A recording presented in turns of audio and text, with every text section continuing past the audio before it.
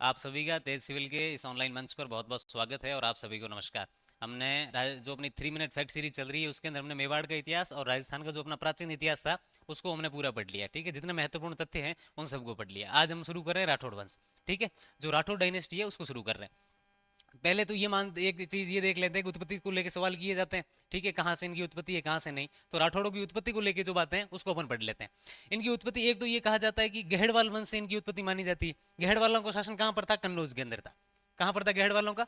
कन्नौज के अंदर इनका शासन था। यूपी के अंदर अपना कन्नौज पड़ता है। तो गहड़ वालों का शासन कहां पर था? कन्नौज के अंदर। एक तो इनकी उत्पत्ति ये माने जाते हैं कि गहड़ वालों के वंशज है। ठीक है, दूसरी ये मानी जाती है कि जो राष्ट्रकूट वंश वंश जो वंश था उसी के आगे निकल के जो पीढ़ी निकली वो एक राठौड़ हुआ। क्या राष्ट्रकूट के बाद वो शब्द बन गया राठौड़। राठौड़ राष्ट्रकूट से। राष्ट्रकूटों का शासन कहां पर था? दक्षिण भारत के अंदर था। ठीक है, और इनकी जो राजधानी थी वो थी मान्याकेत। ठीक है, तो जो अपने राठौड़ वंश की हमें उत्पत्ति पूछा जाए, राठौड़ों की उत्पत्ति, तो यहाँ तो गहड़वाल वंश आ जाए तो वो कर देना हमें। यहाँ पे राष्ट्रकूट पूछा, राष्ट्रकूट आ जाए तो वो कर देना हमें। ठीक है, इसके बाद हम बात करते हैं इनके जो रियासतें थी मारवाड़ के अंदर। पहले तो बात ये था कि मारवाड़ के अंदर जितना शासन था वो पूरा राठौड़ों का था। और इनकी जो कौन कौन सी रियासतें हैं वो देख लेते हैं एक बार। एक तो जो मारवाड़ है वर्तमान का, जो अपना जोधपुर है, यहाँ पर राठौड़ों का शासन था। एक बीकानेर है, यहाँ पर राठौड़ों का शासन था। और एक किशनगढ़ है, यहाँ पर राठौड़ों का शासन था। कैसे, किसने यहाँ पर जाके स्थापना की राठौड़ वंश की? सब यहीं से निकले हुए मारवाड़ से। कौन कौन निकले, जब वो शासक अपन पढ़ेंगे तो उस समय वो पढ़ते भी जाएंगे कि किसने कहाँ पर किसकी स्थापना की थी। ठीक है, अब राठौड़ों को अपन बात कर रहे हैं मारवाड़ के राठौड़। ठीक है, मारवाड़ यानी अपना जोधपुर। जोधपुर कैसे बनता है वो अपन देख लेंगे अभी। जो अपने मारवाड़ के जो राठौड़ थे इनका आदि पुरुष किसे कहा जाता है ये पूछा जाए तो एक जो शासक हुए थे उनका नाम था राव सिंहा। क्या नाम था उनका? राव सिंहा। ये राजस्थान के जो राठौड़ वंश है उनके क्या है, ये आदि पुरुष है। राजस्थान के राठौड़ों का आदि पुरुष हमें पूछा जाए तो वो कौन है? राव सिंहा। 1240 के अंदर ये बदायूं से बाढ़ में आए थे। कैसे आए थे हमने पढ़ा ही है। पालीवाल ब्राह्मण जो थे वो वहां से इनके पिता से इनकी आज्ञा लेकर राव सिंहा को बदायूं से कहां पर लेके आ गए थे? बाड़मेर लेके आए थे। और इन्होंने अपनी जो राजधानी है वो कौन सी बनाई? खेड़। खेड़ बाड़मेर के अंदर ही है। ठीक है, ऐसा पूछा जाए कि राव सिंह ने अपनी राजधानी किसको बनाया था? खेड़ को बनाया था। और इनकी जो छतरी है वो कहां पर है? वो बिठू का, बिठू के अंदर है। ये ध्यान रखना, बिठू पाली के अंदर है। ठीक है, तो राव सिंह राजस्थान के राठौड़ वंश की क्या है? आदि पुरुष है। 1240 में पालीवाल ब्राह्मणों की सहायता से बदायूं से कहां पर आए थे? बाढ़ में आए थे। राजधानी इनकी कौन सी है? खेड़। और इनकी जो छतरी है वो कहां पर है? बिठू के अंदर है। ये ध्यान रखना। और बिठू कहां पर है? पाली के अंदर। इनके बाद जो शासक हुए थे एक उनका नाम था राव धुवड़। राव धुवड़ से संबंधित एक प्रश्न है जो कई बार पूछा गया है। अगर 2016 और 15 से पहले जाए तो हर एक एग्जाम के अंदर आरबीसी द्वारा पूछा गया है कि अपनी इनकी जो राठौड़ों की कुल देवी है उनका नाम है नागनीचे माता। ठीक है, और इनकी जो मूर्ति है वो कर्नाटक से नागणा के अंदर जो स्थापित किसने करवाया था? नागणा बाड़मेर के अंदर है। नागणा के अंदर स्थापित किसने करवाया ये पूछा जाए तो राव धुवड़ थे। राव धुवड़ कर्नाटक से अपनी कुलदेवी नागनीची माता की मूर्ति कर्नाटक से लेकर आए और नागणा के अंदर क्या करवाया? इन्होंने स्थापित करवाया। इसके बाद हम पढ़ेंगे मलिनाथ जी। इन्होंने अपनी राजधानी जो थी वो मेवानगर को बनाया था। हम ऐसा पूछा जाए कि मलिनाथ जी की राजधानी कौन सी थी तो मेवानगर थी। ठीक है, यहाँ मिलान के अंदर पूछा जा सकता है। जैसे हम आगे पढ़ेंगे कि चुंडा के समय इनकी राजधानी मंडोर हो गई, जोधा के समय इनकी जोधपुर हो गई। तो मिलान के अंदर भी पूछा जा सकता है। राव सिंह ने अपनी राजधानी खेड़ को बनाया। मलिनाथ जी की राजधानी मेवानगर थी, तो ये भी सुमिलेत के अंदर हमसे पूछा जा सकता है। तो मलिनाथ जी की राजधानी कौन सी थी? मेवानगर। 1378 के अंदर मालवा के गवर्नर थे निजामुद्दीन, इनको परास्त किया था। ये ध्यान रखना है, इनकी जो सेना थी उनको परास्त किया था।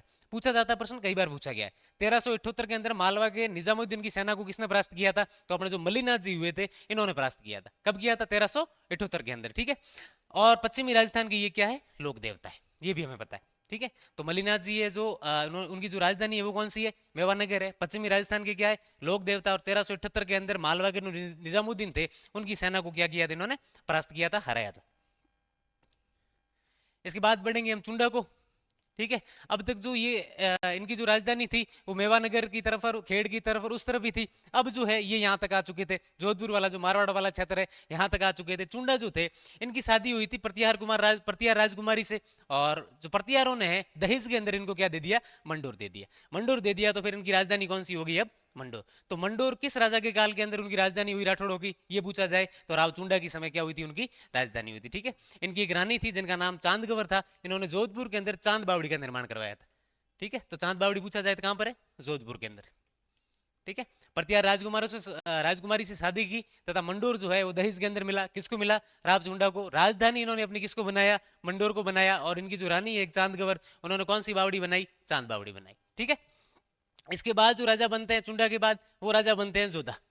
जब अपन क्लासें पूरी लेंगे, जो अपनी फुल क्लास चली जाएगी उसके अंदर हम बात करेंगे चुंडा ने जो है उसके बाद जो शासक किसी और को बना दिया था, लेकिन उसके बाद जो जोधा शासक बनते हैं, ठीक है, गौरीशंकर हीराचंद ओझा के अनुसार मारवाड़ के जो प्रथम प्रतापी शासक थे वो कौन थे? राव जोधा थे। तो एक तो राव जोधा ने 1459 के अंदर जोधपुर की स्थापना की, ये ध्यान रखना, डेट भी आपको ध्यान रखनी। तो जोधपुर की स्थापना कब की गई? 1459 के अंदर, 1459 ईस्वी के अंदर। और वहां पर मेहरानगढ़ किले की क्या किया गया? निर्माण किया गया, ये ध्यान रखना है, ठीक है। तो 1459 के अंदर जोधपुर की स्थापना की गई और वहां पर मेहरानगढ़ किले का क्या करवाया गया? निर्माण करवाया गया। मेहरानगढ़ किले का जो नींव है वो किसने रखी, ये पूछा जाए तो ध्यान रखना करणी माता ने रखी, ठीक है। मेहरानगढ़ किले की नींव किसने रखी थी? करणी माता ने रखी थी, पूछा गया प्रश्न है, तो ये ध्यान रखना। जोधपुर की स्थापना 1459 के अंदर और वहां पर मेहरानगढ़ किले का निर्माण करवाया गया, किसने करवाया था? राव जोधा ने करवाया था। 1460 में उसी मेहरानगढ़ किले के अंदर ही चामुंडा माता मंदिर का क्या करवाया था इन्होंने? निर्माण करवाया था। तो चामुंडा माता का मंदिर जो है मेहरानगढ़ किले के अंदर है और उसका भी जो निर्माण है वो किसने करवाया? राव जोधा ने करवाया। कब करवाया? 1460 के अंदर करवाया। इनकी एक रानी है जिनका नाम है रानी जसमा दे, इन्होंने जोधपुर के अंदर रानीसर तालाब का निर्माण करवाया था, ठीक है। हमने एक तो चांद गवर पढ़ा था, रावचुंडा की पत्नी राजकुमारी, क्या रावचुंडा की जो वाइफ थी, पत्नी थी, उन्होंने चांद बावड़ी का निर्माण करवाया था जोधपुर के अंदर। और राव जोधा की जो रानी जसमादी थी उन्होंने कौन सा तालाब बनवाया था? रानीसर तालाब, ठीक है। और जोधा ने बहलोल लोधी को क्या किया था? परास्त किया था, ये ध्यान रखना है। आरबीसी के अंदर भी दे रखा है, आरबीसी ने भी कई बार पूछा हुआ ये प्रश्न है कि जोधपुर के किस शासक ने बहलोल लोधी को परास्त किया था? तो किसने परास्त किया था? जोधा ने किया था, ठीक है। आज की क्लास के अंदर इतना ही, बाकी अपन पढ़ेंगे अगली क्लास के अंदर।